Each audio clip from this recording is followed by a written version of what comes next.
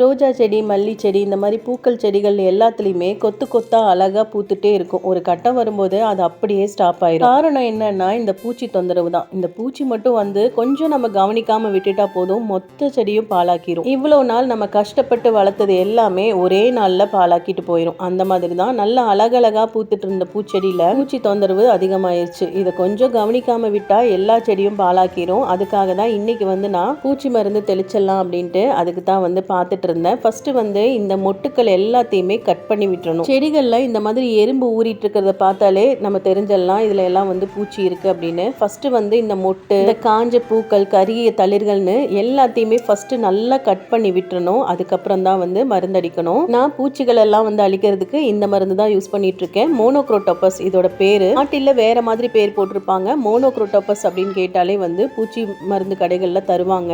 இதை வாங்கி 1 லிட்டர் தண்ணிக்கு 10 ml வந்து கலந்து எல்லா செடிகள்லையுமே வந்து ஸ்ப்ரே பண்ணலாம். 1 லிட்டருக்கு 20 ml கூட கொடுக்கலாம். ஆனா வந்து இப்ப வெயில் அதிகமா இருக்கிறதுனால நான் வந்து 10 ml தான் வந்து கலந்து இப்ப செடிகளுக்கெல்லாம் தெளிச்சிட்டு இருக்கேன். முன்னாடி இலைகளுக்கு மட்டுமே வந்து தெளிக்க கூடாது, பின்னாடி எல்லாம் இலைகள் எல்லாம் திருப்பி விட்டு வந்து தெளிக்கணும். தளிர்கள் இருந்தாலும் சரி, நல்லா அது மேலேயே தெளிச்சு விட்டோம் அப்படின்னா சூப்பரா பூக்கும். இந்த மருந்தை காய்கறி செடி, வெத்தலை செடிகளுக்கெல்லாம் கண்டிப்பா அடிக்கவே கூடாது. நம்ம சாப்பிட்றதுக்காக யூஸ் பண்ற எந்த செடிகளுக்குமே அடிக்க கூடாது. பூச்செடிகளுக்கு மட்டும் யூஸ் பண்ணுங்க. இதை யூஸ் பண்ணா ஒரே வாரத்துல நல்ல ரிசல்ட் தெரியும். ட்ரை பண்ணி பாருங்க.